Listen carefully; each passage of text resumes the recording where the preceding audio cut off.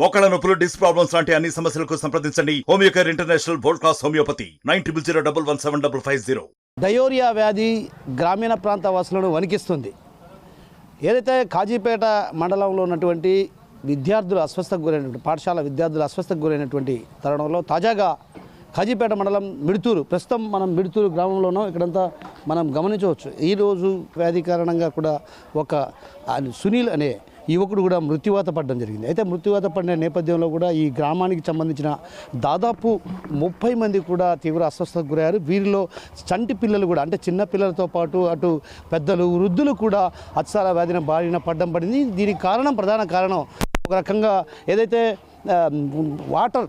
నీటి కలుషితం కారణంగానే అత్సార వ్యాధి ప్రబలిందన్నటువంటి ప్రచారం కూడా జోరుగా సాగింది. అయితే ప్రస్తుతం మనం ఇక్కడ ఉన్నటువంటి స్థానికులను అడిగి తెలుసుకుంటే మాత్రం ఖచ్చితంగా ఏదైతే పైప్ లైన్లో ఉన్నటువంటి నీరు కలుషితం కారణంగానే పలువురు అస్వస్థకు గురి కావడం జరిగిందన్నటువంటి విషయాన్ని చెప్తున్నారు. మరోవైపు ఏదైతే గ్రామీణ నీటిపారుదల శాఖ అధికారులు, ప్రత్యేకించి ఇక్కడ గ్రామీణలో నీటిపారుదల శాఖ నిర్వహించాల్సినటువంటి అధికారులు ఏదైతే నీరు సరఫరాలో కలుషితమయ్యాయో లేనటువంటి విషయం పైన కూడా అటు పూర్తిగా క్షుణ్ణంగా పరిశీలించాల్సిన పరిస్థితి ఉంది. అయితే అలాంటి పరిస్థితి ఇక్కడెక్కడ కనిపించని పరిస్థితి మనం గమనించవచ్చు. ఏదైతే అస్వస్థకు గురైన తర్వాత ఈ ప్రాంతానికి అధికారులు చేరుకుని హడావుడి చేస్తారే తప్ప ఆ తర్వాత ఎక్కడే కానీ ఏదైతే వాతావరణంలో జరిగిన మార్పుల కారణంగా తగు సూచనలు, సలహాలు ఇవ్వడం లేదన్నటువంటి ఆరోపణలు కూడా బలంగా వినిపిస్తున్న పరిస్థితి ప్రధానంగా కనిపిస్తుంది. అయితే ఇందుకు ప్రధాన కారణం మిడుతూరులో దాదాపు 50 మందికి పైగా అస్వస్థకు గురైన పరిస్థితి. అంటే ఈరోజు తాజాగా 30 మంది అస్వస్థకు గురయ్యారు. వీరంతా కూడా అస్వస్థకు గురైన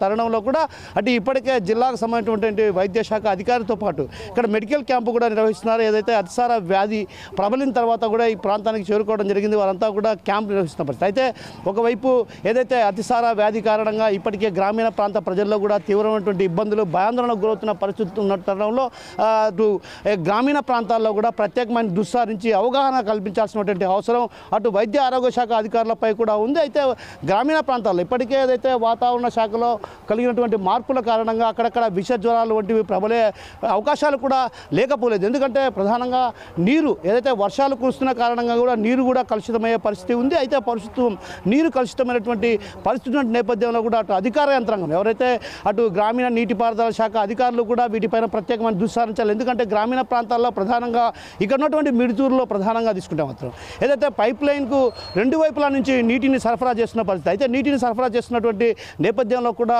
ఒకసారిగా పైప్ లైన్కు 2 వైపుల నుంచి నీటిని సరఫరా చేస్తున్నారు. ఆ నీటికి సంబంధించిన ఏదైతే పైప్ లైన్ పూర్తిగా దెబ్బతిన్న కారణంగా ఏదైతే పంట పొలాలకు వెళ్ళే నీరులో కూడా ఆ నీరు కలుషితమై ఈ విధంగా అస్వస్థకు గురయ్యారన్నటువంటి విషయం చెప్తుంటే, మరోవైపు ఏదైతే ఇప్పటికే ఒక సునీల్ అనే యువకుడు కూడా మృత్యువాత పడడం జరిగింది. అయితే మృత్యువాత పడడానికి ప్రధాన కారణం ఆయనకు ఆస్తమా ఉందన్నటువంటి విషయాన్ని చెప్తుంటే కానీ గ్రామస్తులు మాత్రం ఖచ్చితంగా ఇది అత్సార వ్యాధి కారణంగానే ఆ యువకుడు మృత్యువాత పడడం జరిగింది. ఎందుకంటే ఆస్తమా గత కొంతకాలం నుంచి ఉంది, కానీ అయితే అది కాదు ప్రధాన కారణం. ఏదైతే అతిసార వ్యాధి కారణంగా తీవ్ర అస్వస్థకు గురైన నేపథ్యంలో కూడా ఒక రకంగా శ్వాస తీసుకోవడం కూడా ఇబ్బందికరం. అంటే ఒక రకంగా ఇక్కడ వాంతులు, విరోచనాలు ప్రధానంగా ఎక్కువ కావటం వల్ల కూడా మనిషి నిరసించే పరిస్థితి లేకపోలేదు. అలాంటి పరిస్థితి నేపథ్యంలో కూడా ఒక్కసారిగా అది నీరసపడి ఆ తర్వాత అస్వస్థకు గురవడం, అదేవిధంగా ఆస్తమా 2 ఉండడం వల్లే మృత్యువాత పడ్డారన్నటువంటి విషయాన్ని చెప్తున్నారు. మరోవైపు గ్రామీణ ప్రాంతాల్లో ఎవరైతే నీటిని ఏదైతే గ్రామీణ నీటిపారుదల శాఖ అధికారులు కూడా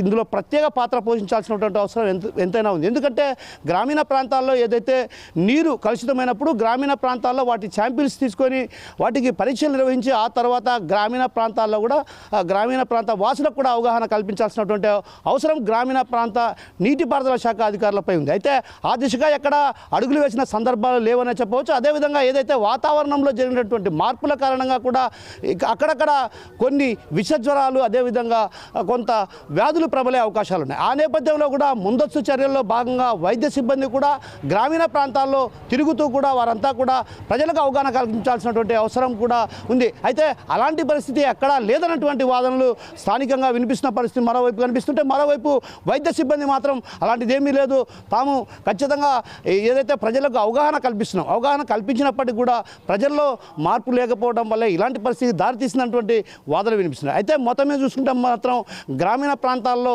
అతిసార వ్యాధి అటు విజృంభిస్తుంటే మాత్రం భయాందోళనకు గురవుతున్న పరిస్థితి. ఇప్పటికే ఒక యువకుడు చనిపోవడంతో కూడా అటు ఈ ప్రాంతంలో కావచ్చు ఇతర ప్రాంతాల్లో ఏదైతే గ్రామీణ ప్రాంతాల్లో ఉన్నారో వారంతా కూడా తీవ్రమైన భయాందోళనకు గురవుతున్న పరిస్థితి. అతిసార వ్యాధి విజృంభిస్తున్న కారణంగా కూడా ఎంతమందిని కబలిస్తున్నటువంటి భయాందోళన ఈ ప్రాంతవాసులతో పాటు గ్రామీణ ప్రాంతవాసుల్లో కూడా భయాందోళన వ్యక్తం అవుతుంది. ఆ పరిస్థితి కనిపిస్తుంది. అయితే మొత్తం మీద చూసుకుంటే మాత్రం జిల్లా శాఖ అధికారులు కావచ్చు, అదేవిధంగా నీటిపారుదల శాఖ అధికారులు ఇప్పటికైనా ఏదైతే గ్రామీణ ప్రాంతాల్లో నీటి సరఫరా జరిగేటువంటి ప్రాంతాల్లో కూడా ప్రత్యేకమైన దృష్టి సారించాలి.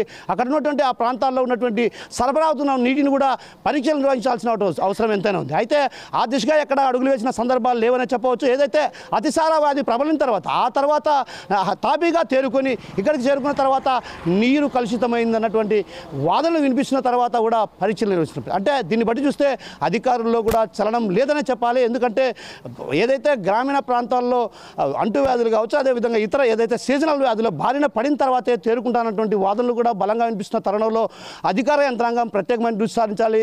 జిల్లా కలెక్టర్ ప్రత్యేకమైన దృష్టి సారించాలి. ఎందుకంటే సీజనల్ వ్యాధులు ప్రబలుతున్న నేపథ్యంలో కూడా ఏదైతే వాతావరణ శాఖలో వచ్చినటువంటి మార్పుల కారణంగా సీజనల్ వ్యాధులు కూడా విజృంభించే అవకాశాలు లేకపోలేదు. ఇప్పటికే అతిసార వ్యాధి విజృంభిస్తున్నటువంటి తరుణంలో సీజనల్ వ్యాధులపైన కూడా ప్రత్యేకమైన దృష్టి సారించాలి. గ్రామీణ ప్రాంతాల్లో ఏదైతే నీటి సరఫరా జరుగుతున్నటువంటి ప్రాంతాలపైన కూడా ప్రత్యేకమైన దృష్టి సారించి అక్కడటువంటి నీటిని పరీక్షలు నిర్వహించాల్సినటువంటి అవసరం ఎంతైనా ఉంది. అదేవిధంగా గ్రామీణ ప్రాంత వాసులు ఆరోగ్యవంతులుగా తీర్చిదిద్దాల్సినటువంటి బాధ్యత జిల్లా అధికార యంత్రాంగంపై ఉందన్నటువంటి వాదనలు కూడా ఇక్కడ బలంగా వినిపిస్తున్న పరిస్థితి. Camera person హరితో Kishore, RTV, Midthur నుంచి. వాతావరణంలో కలిగిన మార్పు కారణంగా గ్రామీణ ప్రాంతాల్లో డయోరియా వ్యాధి విజృంభిస్తుంది. తాజాగా కాజీపేట మండలం మిడుతూరులో దాదాపు 30 మంది అతిసార వ్యాధికి బారిన పడి అటు ప్రొద్దుటూరు ప్రభుత్వ ఆసుపత్రిలో చికిత్స పొందుతుంటే మరికొందరు ప్రస్తుతం మనకున్నటువంటి స్థానికంగా ఉన్నటువంటి మిడుతూరు వైద్యశాలలో చికిత్స పొందుతున్నారు. అయితే ఈ నేపథ్యంలో అసలు దీనికి అంతటికీ ప్రధాన కారణం ఏంటి అన్నటువంటి విషయం స్థానికంగా ఉన్నటువంటి వారిని అడిగి తెలుసుకునే ప్రయత్నం చేద్దాం. చెప్పండి, అసలు ఏంటి విషయం?